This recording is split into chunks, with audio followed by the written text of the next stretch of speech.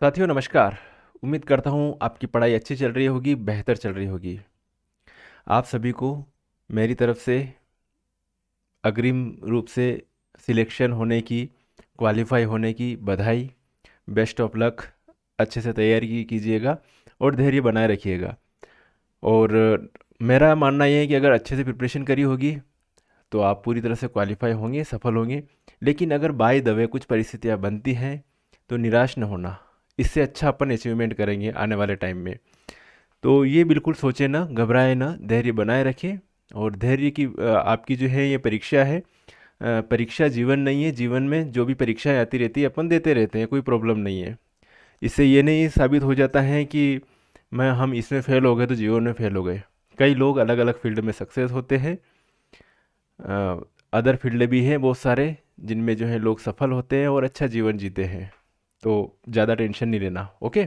हमें अपना प्रयास करना था, परिणाम हमारे हाथ में नहीं है। जो प्रयास हमने बेहतर से बेहतर किया, बस ये ध्यान रखना कि हाँ, प्रयास हमारे हाथ में था, परिणाम हमारे हाथ में नहीं है। तो अच्छे से आप जो है धैर्य से परीक्षा देने जाइएगा और घबराइएगा बिल्कुल मत। आज हम चर्चा करेंगे 2020 का जो नीट का जो पेपर है। इससे पहले अपनों ने 2019 का पेपर देखा था, आज 2020 का पेपर देख रहे हैं। और यहाँ से इतना मतलब ज़्यादा टिपिकल पेपर नहीं बनेगा। अगर इस टाइप के अगर नीट लेवल के क्वेश्चन भी पूछे आपके तो आपको कोई प्रॉब्लम नहीं आनी चाहिए और आपका जो है पेपर अच्छा जाएगा। ओके।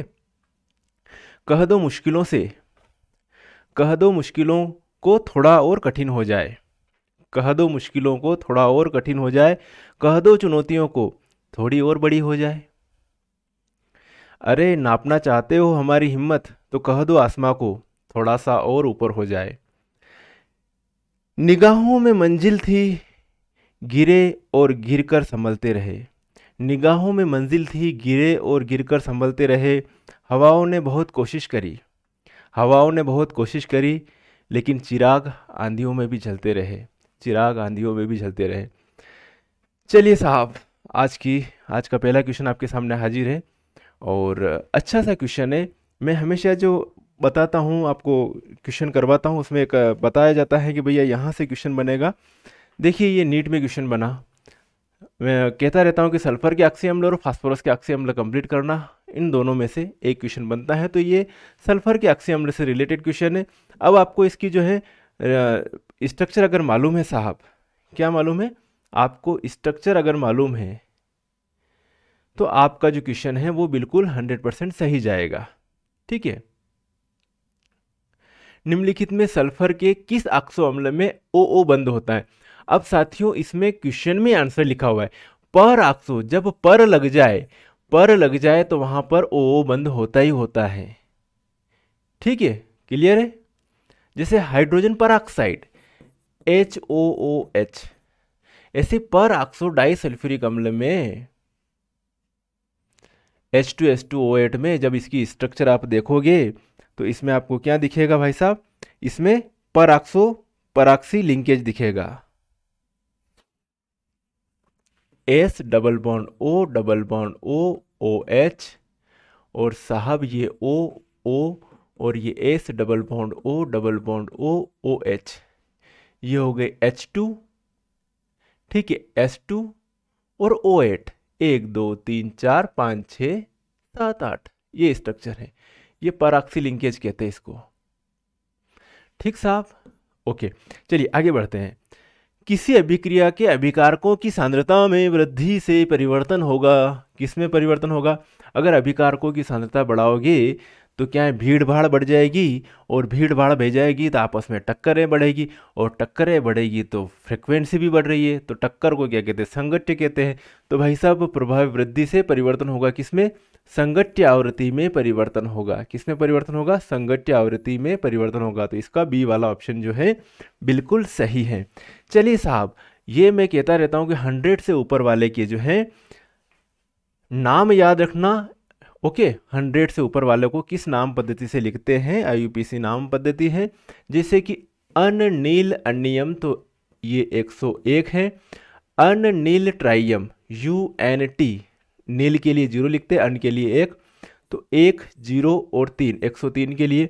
अननील हेक्सियम तो एक, अन के लिए 1, नील के लिए 0, हेक्स के लिए 6। अनील हेक्सियम, अन्नियम, तो 111 की बात चल रही है साहब। अब 101 को मेंडलवियम कहते हैं, हाँ बिल्कुल कहते हैं। 103 लॉरेंशियम कहते हैं। ऐसी रफ तो मैडम नाश्ता लारे, है ना, थोड़े पापड़ यूं नापो पुराने आम कम बिकेंगे, कैफे पर ऐसे फरमाओ मैडम नाश्ता लाए, लाए में लॉरेंशियम 103। ठीक है। सीबर्जियम साहब, सीबर्जियम 106, ये सही है। अनियम 111, और यहाँ पर जो है रोनेंटेजियम का होता है, आरजी का होता है 111, इसका नहीं होता है। डर्मेस्टेडियम का जो होता है वो होता है 110। क्या होता है? 110 होता है, तो ये गलत है। अनियम 111 है और इसका होता है सिंबल आरजी। क्लियर है? तो ये वाला जो है गलत है साहब। तो ये है, क्या क्वेश्चन क्या पूछा है आपके सामने कि अनुचित सुमेल, तो अनुचित सुमेल ये है, 111 वाला नहीं है, ये 110 वाला डाल दिया इन्होंने साहब। आगे बढ़े साहब, तो ये है चौथा वाला, बी ऑप्शन आएगा, डी चौथा वाला असुमेलित मेल है। चलिए अगला क्वेश्चन है आपके सामने हाजिर है साहब। देखिए क्वेश्चन कह दी रखी है, एक सिलेंडर में नाइट्रोजन भी भर रखी है, नाइट्रोजन और आर्गन गैसों के एक मिश्रण में नाइट्रोजन साहब ले रखी 7 ग्राम, आर्गन ले रखी 8 ग्राम। यदि सिलेंडर में गैसों के मिश्रण का कुल दाब 27 बार है तो नाइट्रोजन का आंशिक दाब क्या होगा? नाइट्रोजन का आंशिक दाब क्या होगा साहब? तो इसके लिए बहुत इजी वे में चीज़ें हैं। क्या है साहब? फार्मूला है PI बराबर XI इंटू P, ये फार्मूला PI क्या निकालना अपने को? आंशिक दाब है, N2 का आंशिक दाब निकालना अपने को। कितना होगा आंशिक दाब साहब? अभी निकाल लेते हैं साहब। ये XI, इससे पहले मोलों की संख्या निकाल लेते हैं। मोलों की संख्या, मोल प्रभाज, तो मोल प्रभाज निकालना पड़ेगा अपने को सबसे पहले। तो मोल प्रभाज P कितना दे रखा है? 27 बार दे रखा है, ये अपने को निकालना है। मोल प्रभाज निकालना है तो किसी एक घटक के मोलों की संख्या बटे संपूर्ण घटकों के मोलों की संख्या का अनुपात को क्या कहते हैं? मोल प्रभाज। तो मोल अंश जो निकालेंगे, XI जो निकालोगे आप, ठीक है, तो N2 के मोलों की संख्या बटे किसके मोलों की संख्या? मोलों की संख्या निकालनी पड़ेगी आपको N2 के, फिर मोलों की संख्या निकालनी पड़ेगी आपको आर्गन की। तो मोलों की संख्या बराबर होता है साहब भार बटे अणुभार। तो यहाँ पर जो है क्या लिखोगे साहब? 7/14 नाइट, तो 7 नहीं 7 ग्राम है ना, और 14 दूनी 28, तो 7/28, तो ये हो गया इसकी जगह। फिर यहाँ पर भी वो का वही 7/28 प्लस आर्गन का कितना दे रखा है साहब? इसमें 8 ग्राम देख रहा है, और आर्गन का परमाणु भार कितना होता है? 40, तो 8/40 ये है। ठीक है, तो ये XI की जगह ये लिख दिया, ये PI लिख दिया, और ये P कितना है आपके पास? इनटू कर दो, यहाँ पर कितना है? 27 बार आ रहा है। तो ये PI बराबर, इसको आप सॉल्व करोगे ना साहब, तो इसको जब आप सॉल्व करने जाओगे तो ये जो है पहले इसको सॉल्व कर लोगे, ठीक है, उसके बाद 7/28 गुणित जो है वो गुणा कर दोगे, इंटू 27 कर दोगे, तो ये जो आपका जो आंसर आएगा वो आ जाएगा साहब 15 बार आ जाएगा। कितना आ जाएगा? 15 बार। आंशिक दाब कितना आ जाएगा? 15 बार आ जाएगा। ठीक है साहब, इसको पहले इसको सॉल्व करना, फिर 7/28 मल्टीपल कर देना, डिवाइड इसको इसमें मल्टीपल करके 15 बार आंसर आ जाएगा। सिंपल है। ओके चलें। कुछ स्टूडेंट्स का कहना है कि सर आप कुछ क्वेश्चन निकालिए, आप जो बोलेंगे वही क्वेश्चन एग्ज़ाम में आना है। ऐसा कुछ नहीं साहब कि हम जो बोलेंगे, हम सिर्फ हमारे जो हैं प्रेडिक्शन लगा सकते हैं पुराने पेपर के आधार पर, अनुभव के आधार पर। देखे हुए क्वेश्चन कैसे, हम क्यों कहते हैं कोई भी टॉपिक पढ़ाते हैं तो भैया ये आने वाला, क्योंकि ये चीज़ें देख रखी है। क्वेश्चन पेपर देख रखे, नीट के देख रखे, जेई के देख रखे, नेट के देख रखे, स्लेट के देख रखे, HSTT की देख रखे, तो हम जब क्वेश्चन कोई देते हैं, पढ़ाते हैं, देखते हैं, तो हाँ कि यार यहाँ पे इस जगह से क्वेश्चन बनता है, वो इतना सा अनुभव है। तो जो टॉपिक है मैंने बताए थे वो तो करिएगा ढंग से, अपनी तरफ से जितनी मेहनत करना हो करिएगा, लेकिन मैंने जो बताए वो मेरे एक्सपीरियंस के आधार पर कि हाँ ये टॉपिक पहले कर लीजिएगा, उन टॉपिक में छोड़ना मत, है ना। बाकी आपकी मर्जी साहब। तो ये तो हो गए चौथा के बाद में इधर चलते हैं वापस, 5वां क्वेश्चन आपके सामने हाजिर है। बेंजल्डिहाइड और एसिटोफिनोन की रिएक्शन साहब, बेंजल्डिहाइड ने एसिटोफिनोन।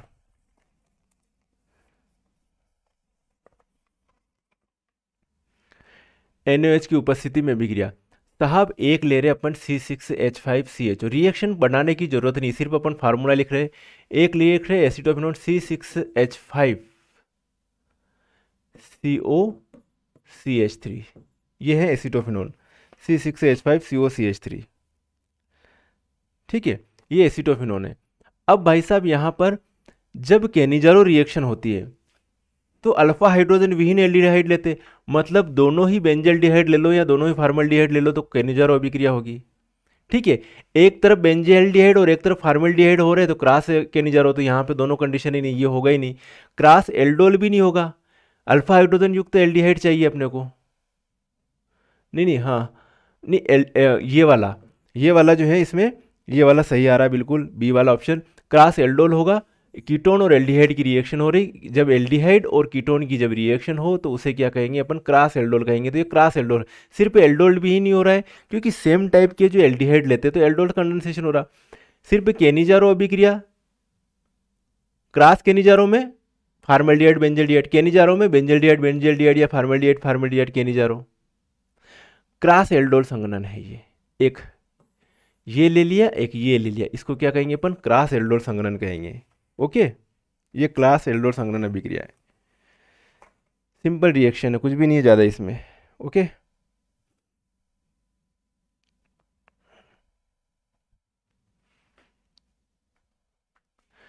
चलिए रिएक्शन चाहो तो आपको बता देते हैं। ये C6H5CHO प्लस CH3CO और C6H5 लिया आप लोगों ने। क्या करें साहब, इसमें से एक हाइड्रोजन उठा के इसको दे दें तो ये जो कंपाउंड जो बनेगा ये बनेगा साहब C6H5CH, और इधर क्या लिख लो O के साथ में H, और ये हो जाएगा CH2CO और ये C6H5। बस इतनी सी तो बात है। ये इसको कह रहे अपन क्रॉस एल्डोल, और इसमें से अगर H2O निकाल दे, क्या निकाल दे साहब, H2O निकाल दो साहब,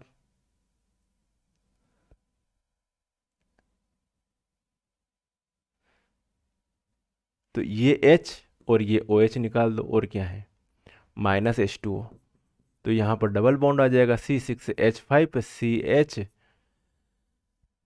डबल बॉन्ड CH2CO C6H5। चलिए आगे बढ़े।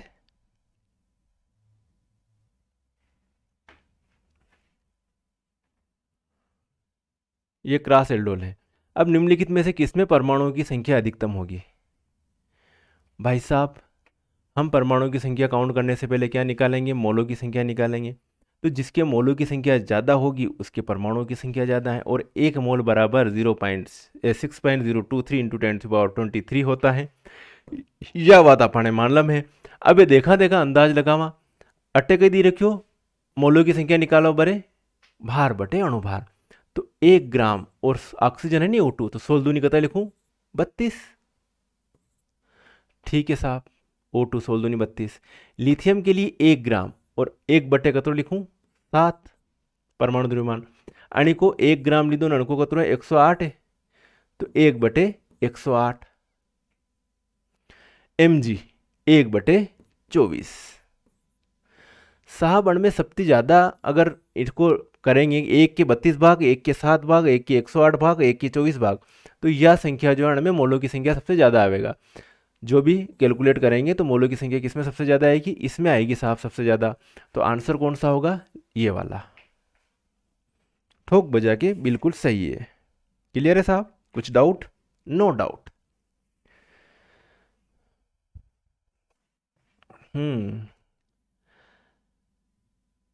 एनिसोल की साहब, एनिसोल की क्रिया करा दो साहब। एनिसोल को फार्मूला है C6H5CO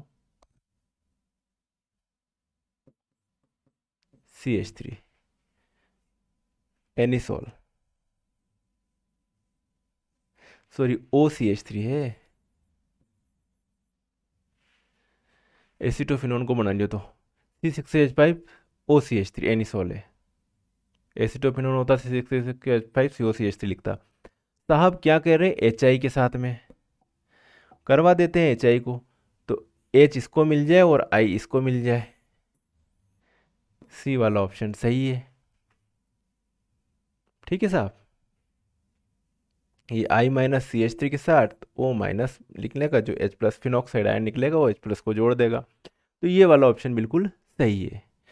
बाकी तो दिख ही रहा है साहब कि C2H5 की कहीं कोई कंडीशन बन नहीं रही है, कहीं को आ रहा भैया साथ में, ये भी कोई कंडीशन बनेगी नहीं। सही ऑप्शन कौन सा, ये वाला C वाला दिख रहा है। तो 8वां आंसर जय हो। कतरी बार आयो ये वारो क्वेश्चन कि भाई कार्बिल एमीन परीक्षण, और कार्बिल एमीन परीक्षण कौन देवे भाई साहब, प्राइमरी एमीन देवे। कौन देता है साहब, प्राइमरी एमीन। तो प्राइमरी एमीन को कटे NH2 का दर्शन कटे वीरा अटने वीरा, यो प्राइमरी एमीन है एनिलीन, तो यो देगा कार्बिल एमीन परीक्षण। जय हो। क्लियर है साहब, कार्बिल एमीन परीक्षण क्लोरोफॉर्म और एल्कोहलिक एओएच की प्रेजेंस में होती है, और आइसोसाइनाइड बनने की इसमें तीव्र गंध आती है। तो ये वाला है प्राइमरी एमीन के लिए कार्बिल एमीन परीक्षण, ये देगा। आगे चला, गलत बात बताओ साहब, और में गलत बात कहिए, पढ़ो साहब। अंतराकाशीय यौगिक वे होते हैं जो धातुओं के क्रिस्टल जालकों के भीतर छोटे आकार वाले परमाणु जैसे हाइड्रोजन, कार्बन और नाइट्रोजन के फंसने पर बनते हैं। ठीक है साहब, ठीक है। क्रोमियम की उपचयन, क्रोमियम की CrO4 2- आणि में ऑक्सीडेशन स्टेट कतरी आवेगा, +6 आवेगा। ई में भी कतरी आवेगा, +6 निकालने बताऊं कहीं। चलिए साहब, x + 4 इंटू -2 बराबर -2, तो x बराबर 8 - 2 कतरी आई रही, +6 आ रही। ई में कतरी आई रही 2x, इसको Cr2 को 2x + 7 इंटू -2 बराबर -2, 2x बराबर 7 दूनी 14 -2, तो 12/2, 12/2 कतरी आ रही, +6। तो दो ही में +6 ऑक्सीडेशन स्टेट आ रही, ने अटने के लिख मिलो कि अवस्थाएं समान नहीं है। अरे समान है तो यह बात गलत की दी, तो गलत कथन कसो भी बी वारो ऑप्शन जो है गलत कथन, बाकी दो ही बढ़ी लीजिए, दो ही सही है। यो भी सही है, यो भी सही है, यो गलत बात कही है, या वाली गलत बात की दीदी। आगे चला साहब,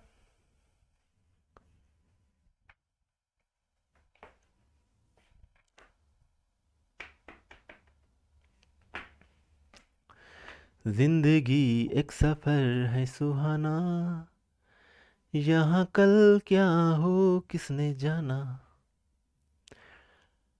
निम्नलिखित में से कौन सा एक क्षारीय एमिनो एसिड है साहब। अब जो है लाइसिन, हिस्टिडीन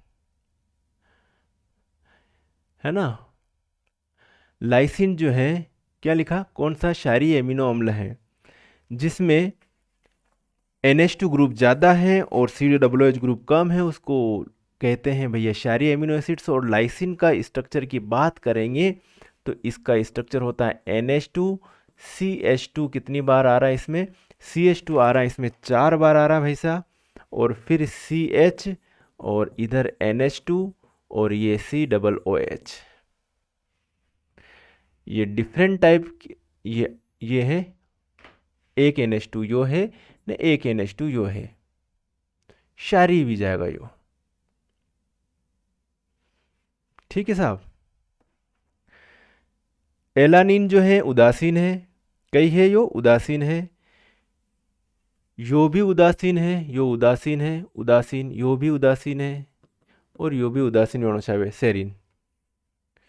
तीनों उदासीन है। क्षारीय कौन सा वाला? ये वाला।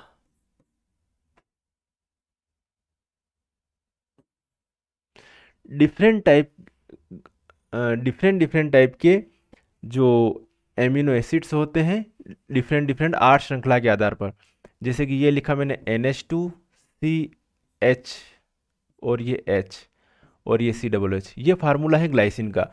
ग्लाइसिन एकमात्र ऐसा एमिनो एसिड है जिसमें किरेल कार्बन प्रेजेंट नहीं होता है, बाकी सभी में किरेल कार्बन प्रेजेंट होता है। किरेल कार्बन कौन सा? ये वाला कार्बन किरेल कार्बन है। इस कार्बन की अगर चारों वैलेंसी, इस H को मैं ऐसे लिख दूं तो इसकी चारों वैलेंसी डिफरेंट ग्रुप से जुड़ी हुई है, तो उसको किरेल कार्बन कहते हैं। इस कार्बन की दो वैलेंसी सेम हाइड्रोजन से आ गई, इसको किरेल कार्बन नहीं कहेंगे। तो ग्लाइसिन एकमात्र ऐसा एमिनो एसिड्स होता है जिसमें किरेल कार्बन नहीं पाया जाता है। आएगी बात समझ में? चलिए आगे बढ़ा। निम्न में से कौन सा एक प्राकृतिक बहुलक है?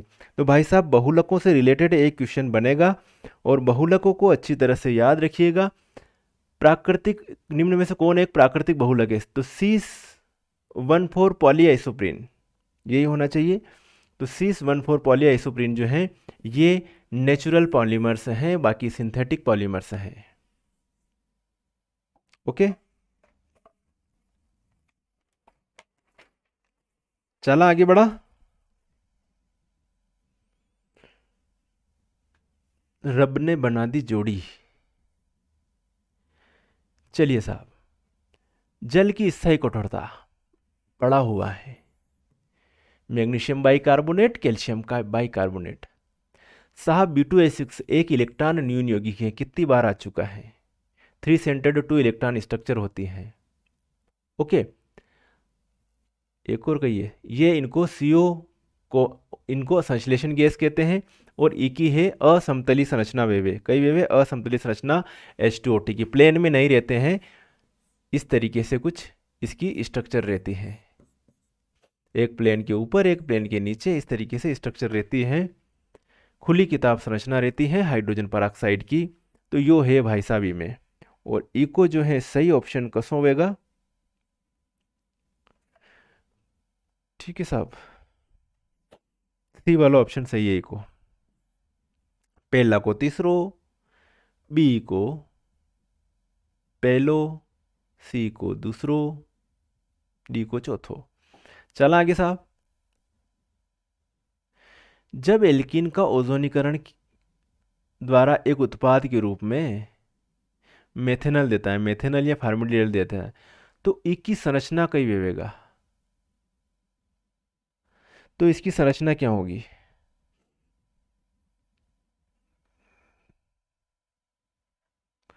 क्या होगी साहब इसकी संरचना? तो होगा क्या साहब इसकी, क्या दे रखा? जब एक एल्कीन ओजोनीकरण द्वारा, ठीक है साहब, एल्कीन ओजोनीकरण द्वारा, ये एल्कीन माना आप लोगों ने इसको, है ना, इसका ओजोनीकरण करवा रहे हैं, इस एल्कीन को माना कि इसका ओजोनीकरण करवा रहे हैं।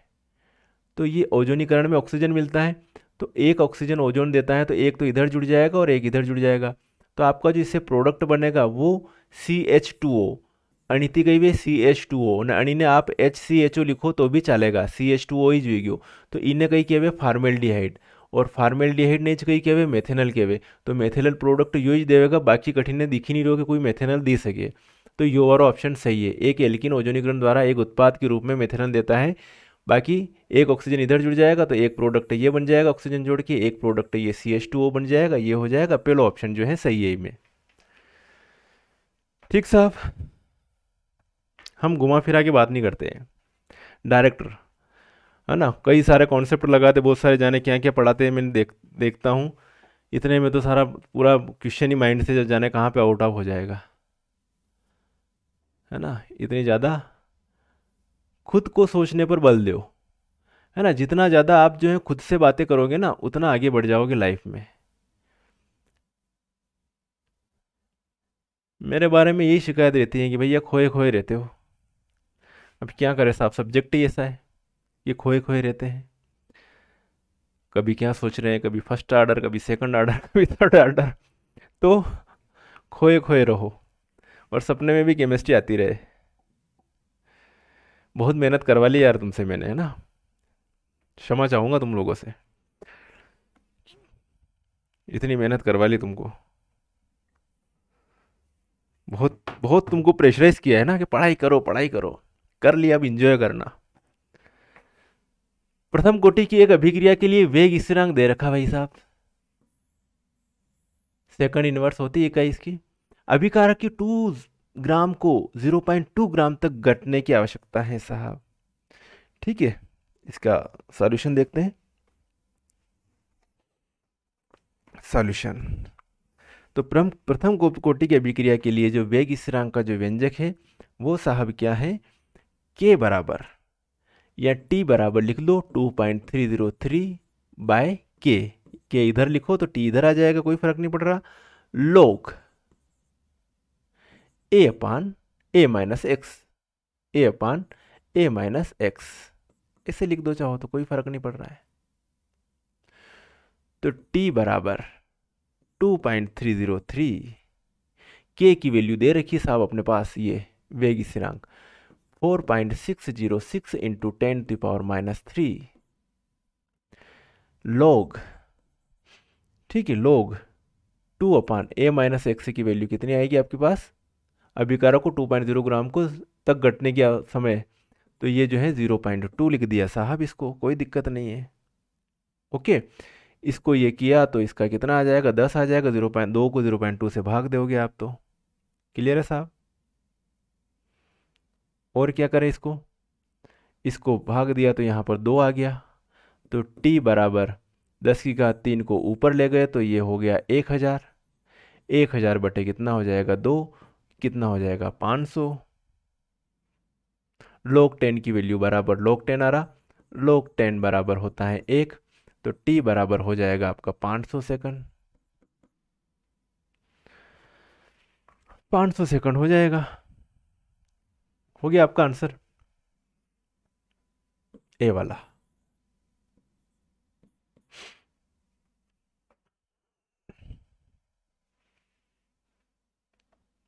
कितना समय लगेगा, 500 सेकंड। चल आगे, चलो भणो जल्दी थी अन्य ने। प्लेटिनम इलेक्ट्रोड का उपयोग करते हुए तनु सल्फ्यूरिक अम्ल के विद्युत अपघटन पर एनोड पर प्राप्त उत्पाद होगा।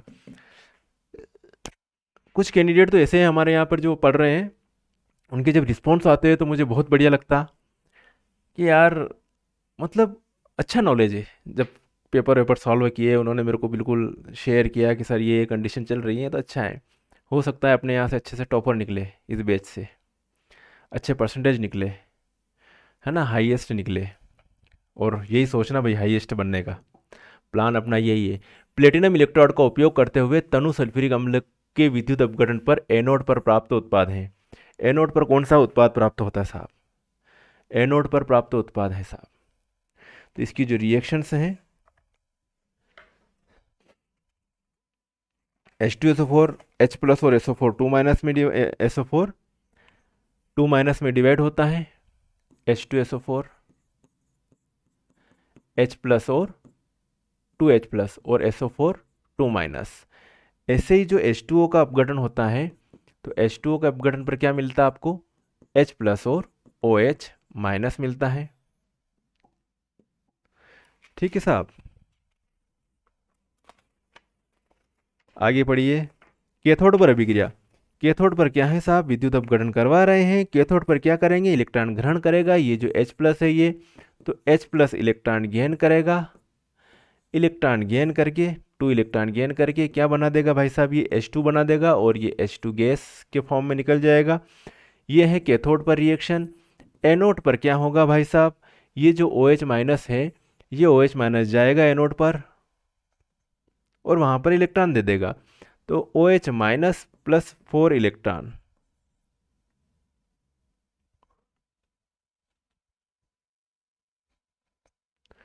Four OH minus plus 4 electron,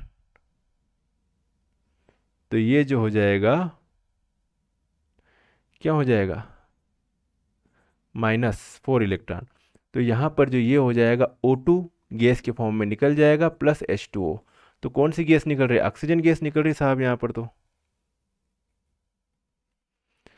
O2 gas किस पर, एनोड पर, तो एनोड पर प्राप्त उत्पाद क्या है, ऑक्सीजन गैस, कैथोड पर हाइड्रोजन। यो वारो सही रहेगा, ऑक्सीजन गैस वारो। 15 को डी वारो ऑप्शन सही है। क्लियर है साहब? 298 पिकोमीटर सेल कोर वाली काय केंद्रित, ये सॉलिड स्टेट का है, ये अपने सिलेबस में नहीं है, लेकिन फिर भी हल्का सा देख लो, चाहो तो, आपकी मर्जी हो तो। इसमें कुछ नहीं है, एक फार्मूला पुट कर, फार्मूला के हिसाब से हो जाएगा।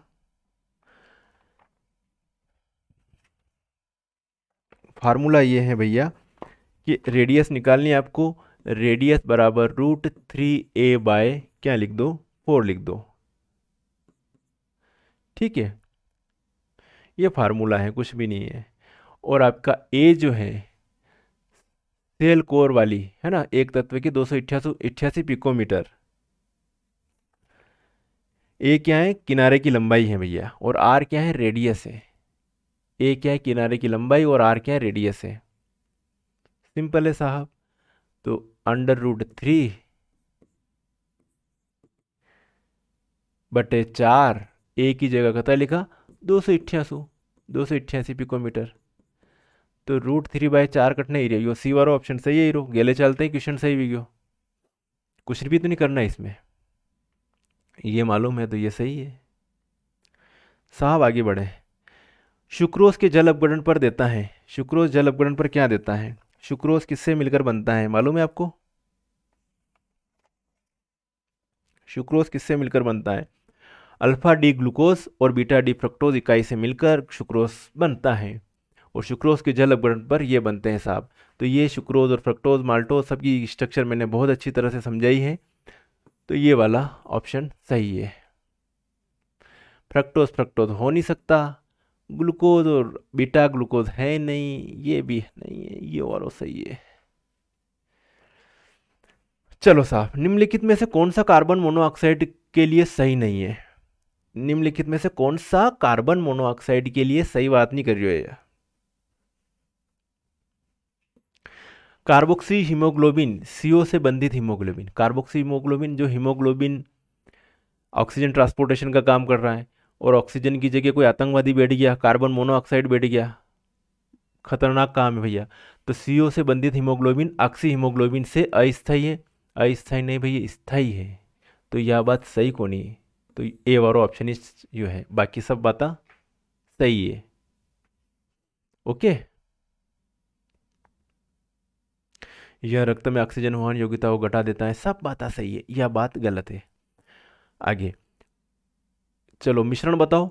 बार बार मैं बोलता हूँ कि भैया धनात्मक अनादर्श विलयन में धनात्मक विचलन और ऋणात्मक विचलन वालों के एग्जाम्पल आप जरूर अच्छे से याद करिएगा। ओके साहब। और इसमें जो है धनात्मक विचलन, धनात्मक विचलन मतलब वाष्प दाब क्या हो गया, अधिक हो गया, और क्वथनांक क्या होता है इनका, कम होता है। क्वथनांक क्या होता है इनका, कम होता है। धनात्मक विचलन में क्या होता है, क्वथनांक क्या होता, कम, निम्न क्वाथी। तो वह मिश्रण जो राउल्ट नियम से धनात्मक विचलन को प्रदर्शित करता है, एथेनॉल और एसीटोन का मिक्सचर। होता क्या है, एक जो धनात्मक विचलन, ये ए मान लो और ये बी मान लो, तो इसमें ए अट्रैक्शन और बी अट्रैक्शन तो होता ही होता है, इसके अलावा इनके और इनके बीच में तो ए बी अट्रैक्शन जो है कम होता है ना। ए बी अट्रैक्शन क्या होगा, कम होगा, किससे, ए अट्रैक्शन और बी अट्रैक्शन। तो उस कंडीशन में धनात्मक विचलन शो करेंगे। अभिक्रिया में के निम्नलिखित क्रम में एक्स यौगिक को पहचानिए। साहब एक्स यौगिक को पहचानो जल्दी से।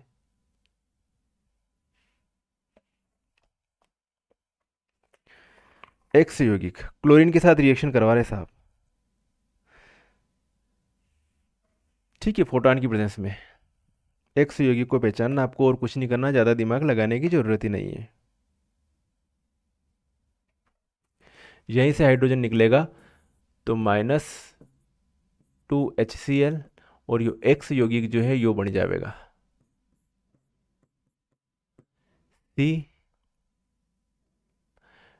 CHUCl और UCl। एक्स कंपाउंड ये बनेगा। और फिर इसका हाइड्रोलिसिस करवाएंगे। तो हाइड्रोलिसिस करवाओगा तो -2HCl फिर निकल जाएगा और ऑक्सीजन जुड़ जाएगा, बेंजील्डिहाइड बन जाएगा। तो यो प्रोडक्ट बन रहा है, बेंजील क्लोराइड कहते हैं इसको। क्या कहते हैं? बेंजील क्लोराइड। तो 20 को कशो वारो सही होगा यो, देखा देखा, यो वारो प्रोडक्ट है, ए वारो। 20 को ए वारो बिल्कुल सही है। आगे बढ़ा साहब।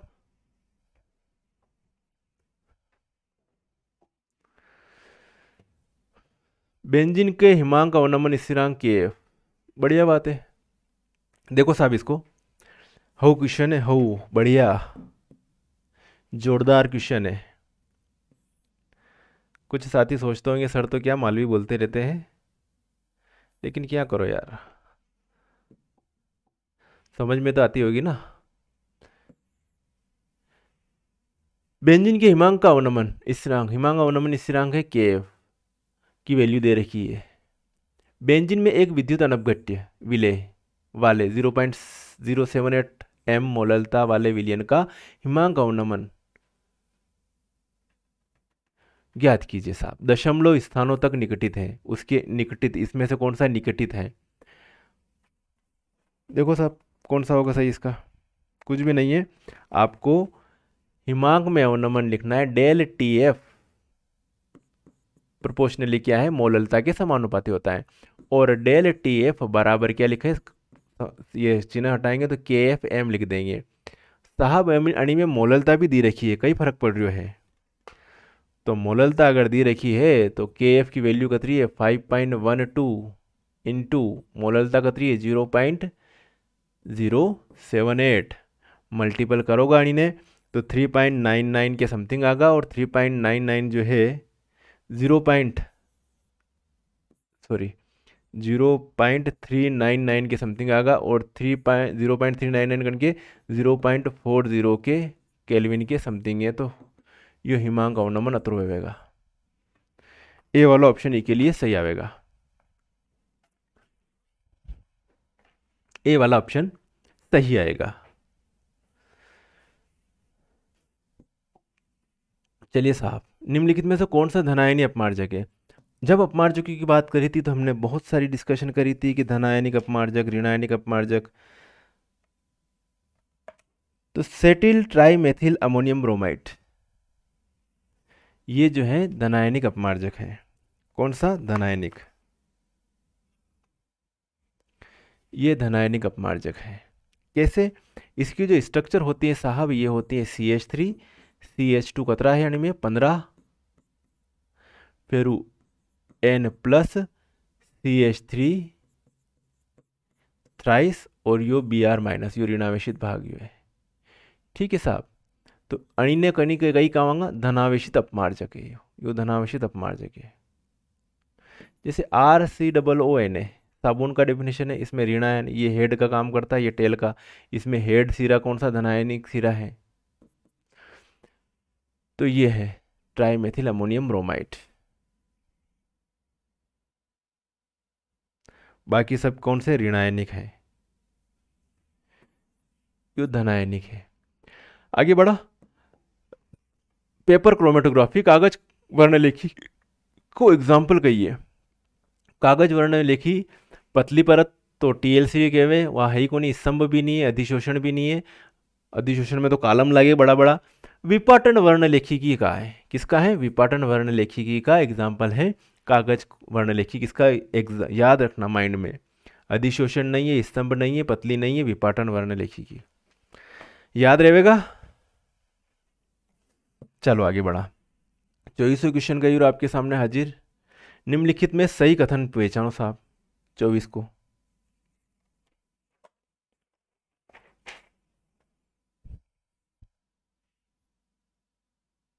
निकिल के लिए वाष्परावस्था शोधन वान आर्केल विधि द्वारा किया जाता है। मांड प्रक्रिया के द्वारा किया जाता है, आर्केल विधि नहीं, मांड विधि। कच्चे लोहे को विभिन्न आकारों में ढाला जा सकता है, बिल्कुल विभिन्न आकारों में ढाला जा सकता है। तो यो सही कथन है, बाकी ई भी गलत बात है ना। ये तो धातु निष्कर्षण से रिलेटेड क्वेश्चन है, ठीक है, ओके। चलिए अगला है क्वेश्चन आपके सामने हाजिर। अतरो सरल क्वेश्चन तो कोई वे ही नहीं आती ज़्यादा क्वेश्चन। अरे भाई ऑक्सीकरण संख्या निकालता आवे तो CH4 में जो ऋण विद्युति ज़्यादा वे ठीक है, तो वो इलेक्ट्रॉन खींचे तो अन्य जगह ई की -4 है, ई की कतरी है -4 है। इमें CCl4 में ऋण विद्युति कोण है, क्लोरीन ज़्यादा है तो क्लोरीन खींचेगा साझा को इलेक्ट्रॉन, तो ई पे कतरी ही जाएगा +4 ही जाएगा, तो यहाँ +4 है, तो -4 ने +4, तो -4 ने +4, ए वाला जो ऑप्शन जो है सही है में 25 को ए। आगे बढ़ा, चलो साहब, 2 ब्रोमो पेंटेन से पेंट 2 बनाने की विलोपन अभिक्रिया, ठीक है, देखते हैं। देखो इसको, 2 ब्रोमो पेंटेन से पेंट 2 पहलो कार्बन, दूसरो, तीसरो, चौथो, यो पांचो, अठीन लगी तुम Br 2 ब्रोमो पेंटेन, ठीक है साहब, मेरी बात सुनना। अब हाइड्रोजन बराबर कर देते हैं, इस पर 3 हाइड्रोजन आएंगे साहब, ये 3 हाइड्रोजन मैंने बता दिए, क्या फ़र्क पड़ रहा है। इस पर 1 हाइड्रोजन और छावेगा, यहाँ पे 2 हाइड्रोजन और छावेगा, कैसे भी लिखो कोई फर्क नहीं पड़ रहा, CH2 और ये CH3। ओके साहब,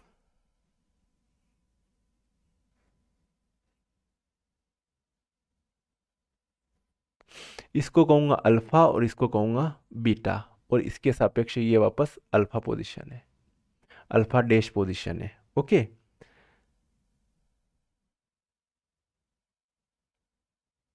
ना ना ना,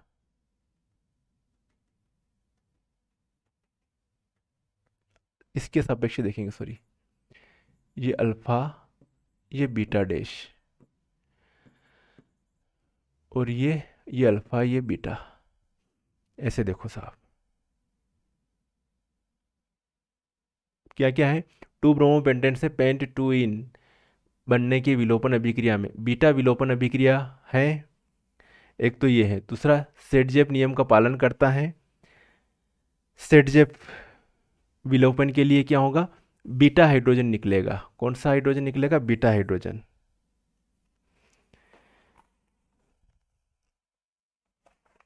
जब बीटा हाइड्रोजन निकलता है तो बीटा विलोपन कहते हैं। तो बीटा विलोपन अभिक्रिया होगा बिल्कुल, पेन 2 में हाइड्रोजन ये निकलेगा, जो विलोपन होगा साहब, तो यहाँ से Br निकलेगा, यहाँ से H निकलेगा, डबल बॉन्ड आ जाएगा, क्या फर्क पड़ रहा है। तो बीटा विलोपन भी हो रहा है और सेटजेप नियम का पालन भी हो रहा है। देखते हैं क्या है इसका।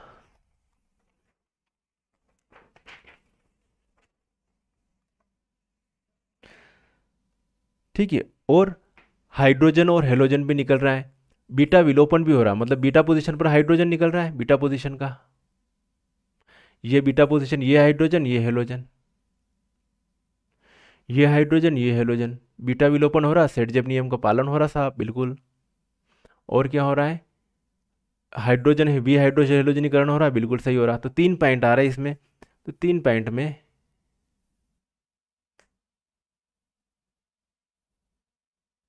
पहलो दूसरो तीसरो, पहलो दूसरो तीसरो कड़ी में हीरो, यू आर सही है, सी का सी है, सी सी सी 27 26 का सी, बिल्कुल सही है। चलिए साहब, अब देखो साहब, यो 27 का क्वेश्चन देखो, सुक्रोज का जल अपघटन हो रहा है भाई साहब, ग्लूकोज और फ्रक्टोज बन रहा है, मालूम है साहब हमको, सुक्रोज का जल अपघटन होता है तो ग्लूकोज और फ्रक्टोज बनता ही बनता है। अब इसमें कुछ नहीं है, इस अणु में कहीं लिख लिखो कि उसी ताप पर डेल आर जी, है ना, वैल्यू निकालनी साहब आपको, कुछ नहीं है, मानक मुक्त ऊर्जा। तो डेल जी जीरो बराबर फार्मूला होता है -RT ln KC, ठीक है। आर की वैल्यू जो वेवे वह वेवे -8.314 जूल पर मोल पर केल्विन। टी की वैल्यू क्वेश्चन में दी रखी है 300, इंटू केसी की वैल्यू भी क्वेश्चन में दी रखी है 2 × 10⁻13। दे रखी है। ln की जगह ln लिख दूं, क्या फर्क पड़ रहा है? Kc की वैल्यू या, t की वैल्यू या, और r की वैल्यू या। कौन सा वालों जो है सही वेवेगा? माइनस में है नी, अण में तो 4 गुणित 10 की घात 13।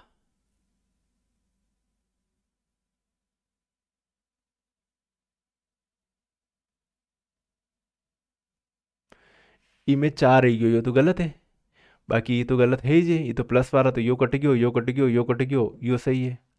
सी वाला ऑप्शन जो है बिल्कुल सही है। में 27 का सी वाला ऑप्शन सही है। ठीक है साहब, आगे बढ़े। चलिए 28 को देखिए साहब। ठीक है, जो जो आते हैं, जिन जिन के बारे में नॉलेज है उनको मिला लो पहले, उसके बाद में धीरे धीरे आराम से। कि Al2O3 उभयधर्मी में होता है साहब, बिल्कुल होता है साहब। CO उदासीन होता है, बिल्कुल CO उदासीन होता है। इसमें ऑक्सीडेशन स्टेट ज़्यादा आएगी, तो ये अम्लीय होगा और ये क्षारीय होगा। +2 ऑक्सीडेशन स्टेट। कौन सा वाला ऑप्शन सही होगा 28 को? डी। 28 को डी सही है, लगा दो टिक। 29 वाला क्वेश्चन देखो। कौन सा अणु अस्तित्व में नहीं है? निम्नलिखित पहचाने कि कौन सा अणु अस्तित्व नहीं रखता है। 29। अरे हीलियम, एमओटी के अकॉर्डिंग हीलियम हीलियम के बीच में कोई बॉन्ड नहीं पाया जाता है। He2 He के फॉर्म में ही पाया जाता है। अणु भी यही है, परमाणु भी यही है। किसके अकॉर्डिंग? एमओटी के अकॉर्डिंग।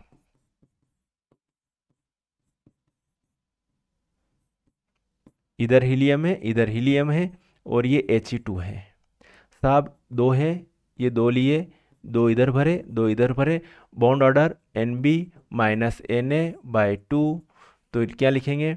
2 - 2/2, तो 0/2, मतलब 0 है बॉन्ड ऑर्डर इसकी, तो इसका अस्तित्व नहीं होता है, बाकी सबका अस्तित्व होता है। चलो हो गया 29। आगे बढ़ते हैं साहब। 30।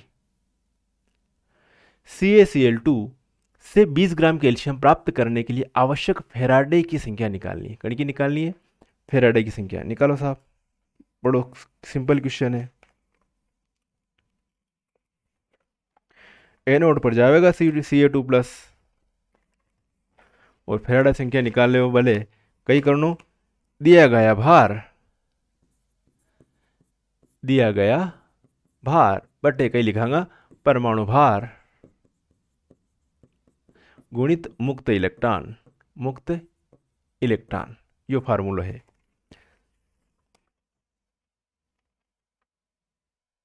ठीक है, कितने इलेक्ट्रॉन मिलेंगे? Ca2+ को 2 इलेक्ट्रॉन ग्रहण कर रहा है साहब, तो क्या Ca में कन्वर्ट होने के लिए तो 2 इलेक्ट्रॉन आ जाएंगे। यहाँ पे मुक्त इलेक्ट्रॉन कितने आएंगे? 2 इलेक्ट्रॉन, तो कई लिखांगा 20/40। दिया गया भार यानी में 20, कैल्शियम को परमाणु भार हुए 40, गुणित कतरो लिखूंगा यहाँ पे 2, कई वेवेगा? सी वाला ऑप्शन इसका सही होगा।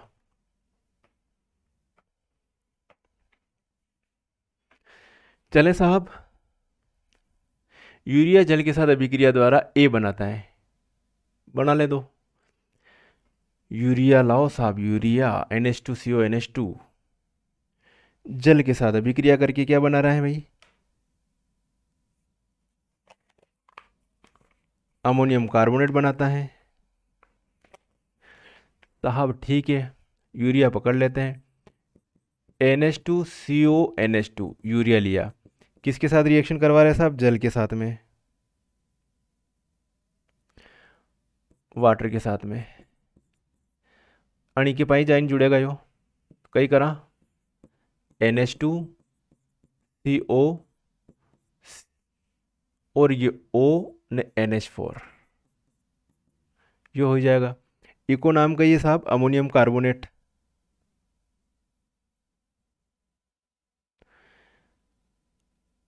इति आगे गर्म करोगा, इति कहीं बन जाएगा, एक NH2 और एक EH यहाँ मिल जाएगा। समझ में ही नहीं, यो CO2 निकल जाएगा तो 2NH3 मालिक्यूल, तो यो CO2 गैस के फॉर्म में निकल गया, प्लस क्या है 2NH3। यहाँ तक क्लियर है साहब, NH3 हो गया। अब ये तो गैस के फॉर्म में निकल गया, अब ये NH3 की किसके साथ रिएक्शन करवा दो, कॉपर के साथ रिएक्शन करवा दो, तो ये बना देगा CuNH3,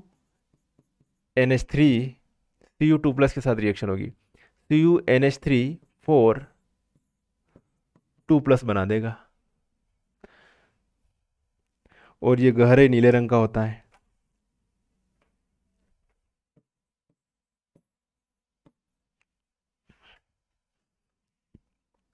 तो इको ऑप्शन 31 को क्या आवेगा,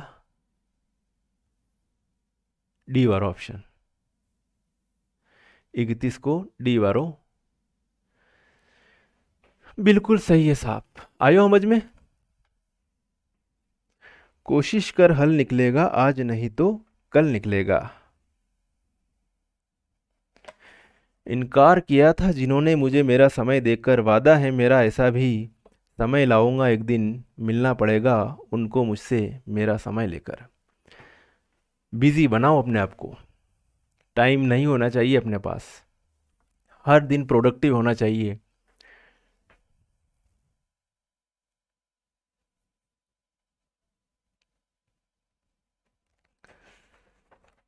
आगे बात करें,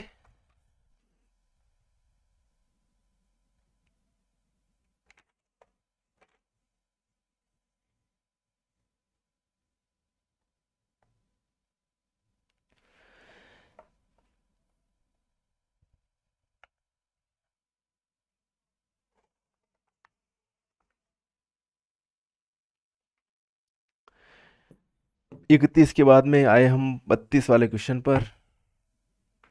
सिंपल क्वेश्चन है साहब, यो अतरो सिंपल क्वेश्चन है कि कहीं नहीं की सका। एसीटोन और मेथिल मैग्नीशियम क्लोराइड की अभिक्रिया के पश्चात जल अपघटन से प्राप्त होगा। एसीटोन ला, यो एसीटोन ली दो मैंने, CH3 CO CH3। Methyl magnesium chloride Grignard reagent है,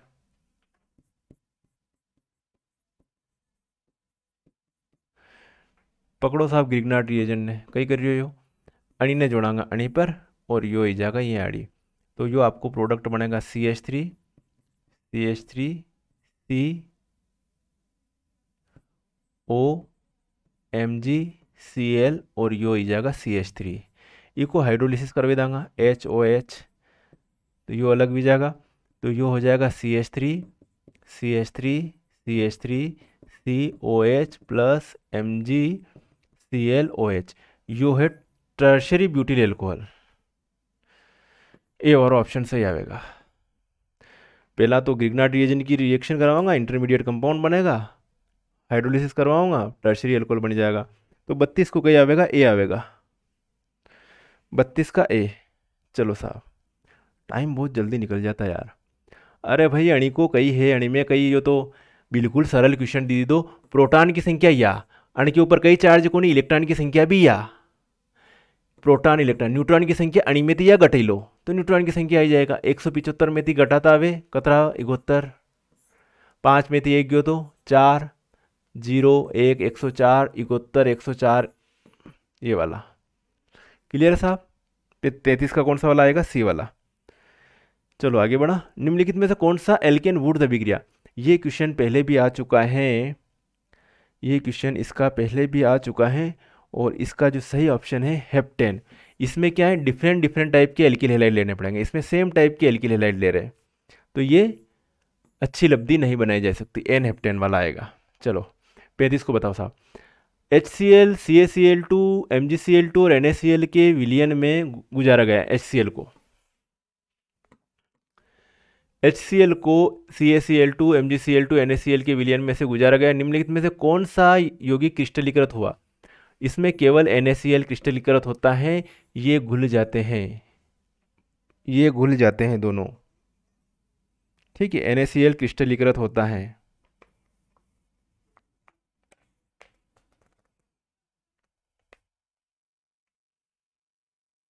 जली विलयन में घुल जाते हैं। चलो तो NaCl वाला, डी वाला ऑप्शन सही है। 36 को, जीटा विभव का मापन कोलाइडी विलयन के किस गुणधर्म के निर्धारण में उपयोगी है? ये भी पहले आ चुका है।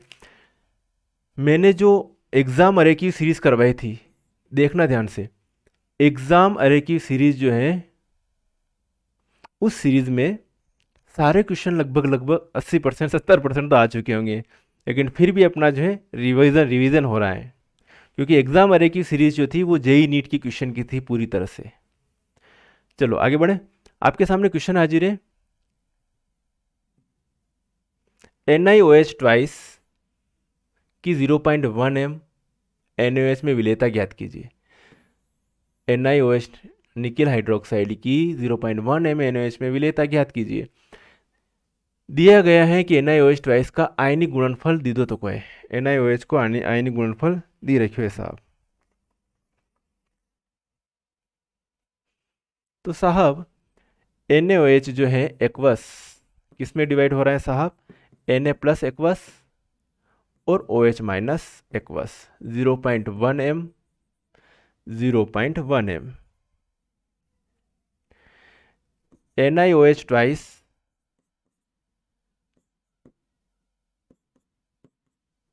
ये है Ni2 प्लस में और प्लस 2OH माइनस में। ये S डैश और ये 0.1 प्लस 2S डैश।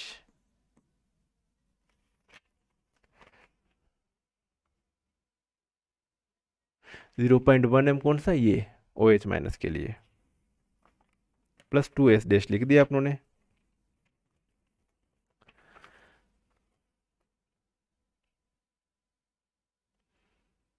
आयनिक उत्पाद जो है वो होगा S डैश, ये S dash into 0.1 plus 2S dash का स्क्वायर। तो यहां पर दे रखा है ना इसका आयनिक गुणनफल 2 इंटू 10⁻, कितना दे रखा है? 2 इंटू 10⁻⁻15 दे रखा है आयनिक गुणनफल।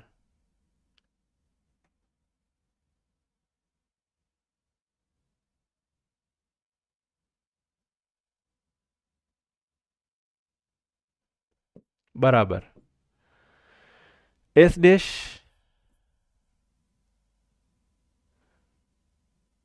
जीरो पॉइंट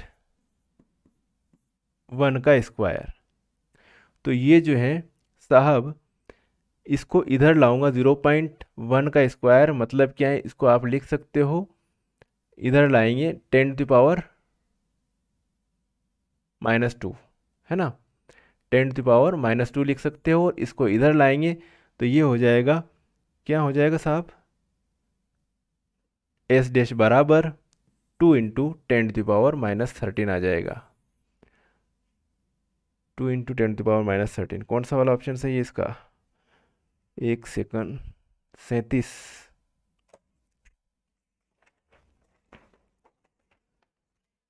37 का सी वाला, 2 इंटू 10⁻⁻13। 37 का सी वाला।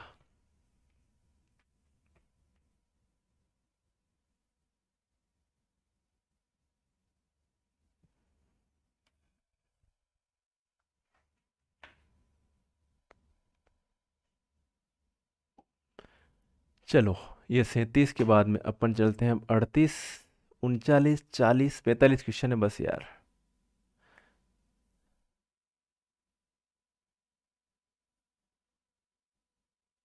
अच्छा, ये क्वेश्चन बहुत इजी क्वेश्चन है। इसमें जो है, यहाँ पर जो है अभिक्रिया 2L क्लोरीन गैस से क्या बन रहा है? Cl2 गैस के लिए उचित विकल्प है। इसके लिए उचित विकल्प कौन सा होगा? इसके लिए डेल एन जी बराबर क्या होगा? गैसी है ना, तो 1 - 2, 1 और ये 2 मोल है, तो डेल एन जी 1 - 2, तो कितना आएगा? -1 आएगा इसका। तो अतः अभिक्रिया में एंट्रॉपी परिवर्तन क्या होगा? डेल एस लोअर देन 0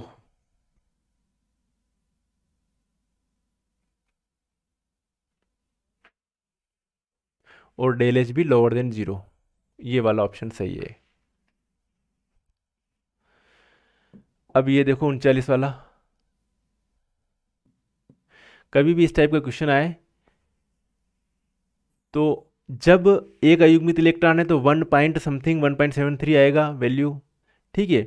दो अयुग्मित इलेक्ट्रॉन है तो 2.87, तीन है तो 3 पॉइंट के समथिंग आएगी वैल्यू इसकी चुंबकीय आघूर्ण की, चार है तो 4.90 के समथिंग आएगी, और 5 है तो 5.92 के समथिंग आएगी वो वैल्यू जो मैंने लिखवा रखा है।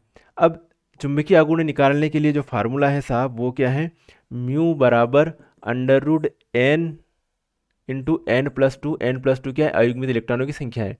अब साहब Cr2+ के लिए केवल प्रचक्रण चुंबकीय आघूर्ण का परिकलित मान ज्ञात कीजिए, चुंबकीय आघूर्ण का मान। अरे भाई क्रोमियम को जो इलेक्ट्रॉनिक विन्यास वेवे कई वेवे 3d5 4s2 वेवे, और दो इलेक्ट्रॉन निकल गया तो 4s1 सॉरी, दो इलेक्ट्रॉन निकल गया तो एक यहाँ से निकलो ना एक यहाँ से निकलो, तो Cr2+ के लिए कई लिखांगा 3d4 4s0, और 3d4 है तो क्रोमियम में चार इलेक्ट्रॉन आपने यूं भरिया है, 1 2 3 4, चार अयुग्मित इलेक्ट्रॉन है, तो इको जो है चुंबकीय आघूर्ण यू आवेगा 4.90 बोर मैग्नेटन आवेगा, 39 को डी आवेगा।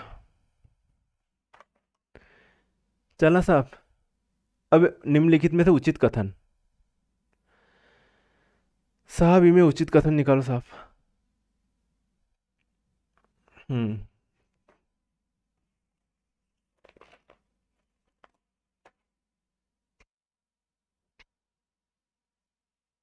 उचित कथन, CO2 को आइसक्रीम और हिमशित खाद्य के लिए प्रशीतक के रूप में उपयोग किया जाता है, नहीं साहब। C60 फुल्लेरिन है ना, की संरचना 12 6 कार्बन वाले और 20 5 कार्बन वाले होते हैं, नहीं साहब। ZSM5 एक प्रकार का जियोलाइट है, पढ़ा है अपनों ने, जो एल्कोहल व गैसोलीन में रूपांतरित करने के लिए उपयोग किया जाता है। CO रंगीन और गंधीन है, तो ये दोनों सही ऑप्शन है। तो तीसरा और चौथा कहाँ पे आ रहा है, ये वाला बी वाला ऑप्शन जो है इसके लिए सही होगा, 40 का बी वाला ऑप्शन सही है।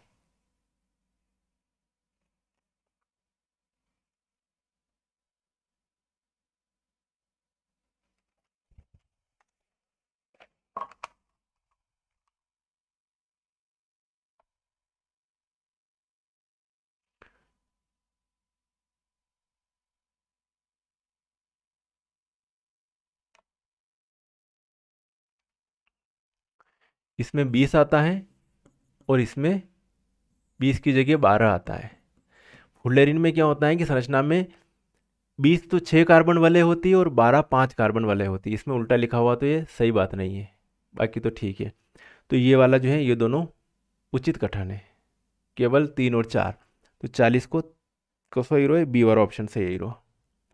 आगे बढ़ा साहब, 41 ने देखो, निम्नलिखित धातु आयन अनेक एंजाइमों को सक्रिय करता है ग्लूकोज के ऑक्सीकरण से एटीपी के उत्पादन में, और सोडियम के साथ शिरा संकेतों के संचरण के लिए उत्तरदायी है। कौन है सही उत्तरदायी यहाँ पर, यहाँ पर उत्तरदायी है साहब पोटेशियम। कौन है, शिरा संकेतों के संचरण के लिए उत्तरदायी पोटेशियम है। कौन होता है, पोटेशियम। सोडियम के साथ में कौन सा पंप होता है, सोडियम पोटेशियम पंप काम करता है बॉडी में, सोडियम पोटेशियम पंप, तो पोटेशियम रहता है यहाँ पर, जिसकी मैकेनिज्म वगैरह BSc में दी हुई है।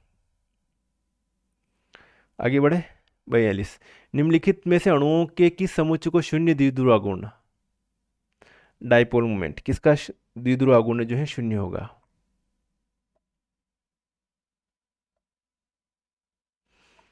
Boron trifluoride, BF,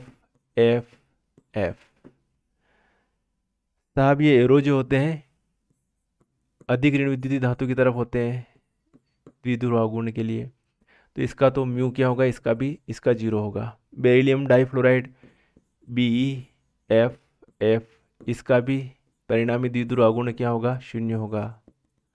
carbon dioxide COO symmetrical है ये, इसका भी म्यू क्या होगा, 0 होगा। 1,4-डाइक्लोरोबेंजीन ये है साहब, Cl इको भी कहीं वेवेगा, म्यू कहीं वेवेगा 0, ठीक है। 1,3 को नहीं वेवेगा, तो ऐसे जो है सभी का इसमें द्विध्रुव आघूर्ण शून्य होता है, तो बी वाला ऑप्शन इसका सही आएगा।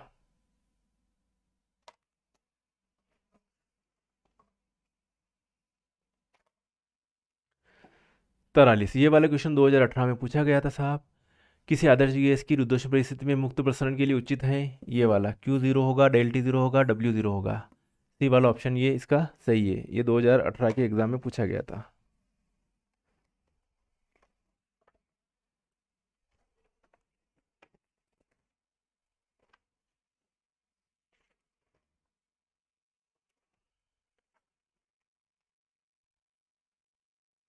तैंतालीस का सी।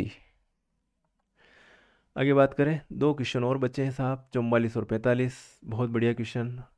अब मैंने कहा था आपको कि ये सीरीज़ जरूर देख लेना आप, स्पेक्ट्रोकेमिकल सीरीज़। इसमें वीक फील्ड लिगेंड कौन से हैं, स्ट्रॉन्ग फील्ड लिगेंड कौन से हैं, उसके क्रम उसका दे रखा है। तो निम्नलिखित में से समन्वय यौगिकों को बनाने के लिए, समन्वय यौगिकों को बनाने के लिए मतलब उपसहसहज यौगिकों को बनाने के लिए संलग्नियों की बढ़ती क्षेत्र प्रबलता, संलग्नी मतलब लिगेंड की बढ़ती क्षेत्र प्रबलता के बारे में बता रखा है इसमें। तो इस सीरीज में HCN सब है ना कि कम है, मतलब ये दुर्बल है, ये दुर्बल है, फिर ये आएगा, ये सबसे प्रबल है, CN- प्रबल है इसमें। तो ये क्रम याद रख लेना साहब। तो सी वाला ऑप्शन इसका सही है। अपने अपने तरीके से जो भी ट्रिक से निकालो, स्पेक्ट्रोकेमिकल सीरीज देखना, उसमें ये देख लेना। तीसरा वाला सही है इसका। लास्ट बच्चा है यूआरओ। निम्नलिखित में से किसके कारण एक तृतीयक ब्यूटिल कार्बोधन आयन, भाई साहब तृतीयक ब्यूटिल कार्बोधन आयन, तृतीयक ब्यूटिल है ये C+, और ये CH3, और ये CH3, और ये CH3। इनमें कई होगा हाइड्रोजन अलग अलग कंडीशन में लटकियां करेगा। यो sp2 संकरित कार्बन है, यो sp3 है, यो sp3 है, यो भी sp3 है।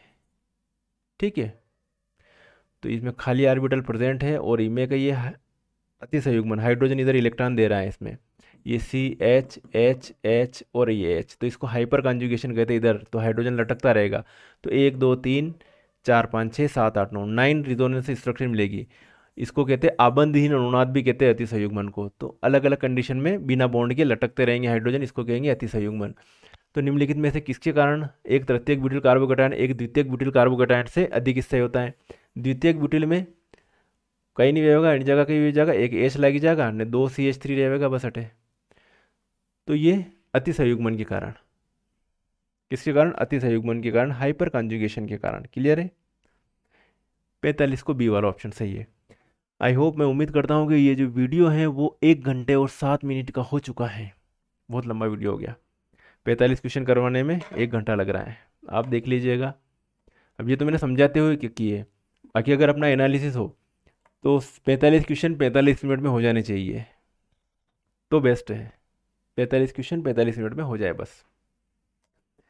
तो एक बार और मेरी तरफ से आप सभी को बधाई, अच्छे से तैयारी करो धैर्य धारण करके। बस ये सोचिएगा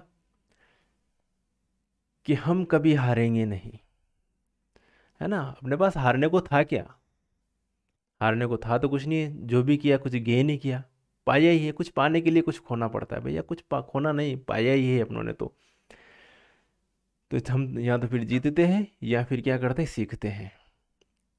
ठीक है, हम जीतेंगे या फिर क्या करेंगे, सीखेंगे। तो हमने सीखा है, और सीखा है तो जीतेंगे भी सही लाइफ में, देर सवेर। चलिए ठीक है, मिलेंगे फिर नेक्स्ट टाइम नेक्स्ट वीडियो में। तब तक के लिए ओके बाय, जय हिंद।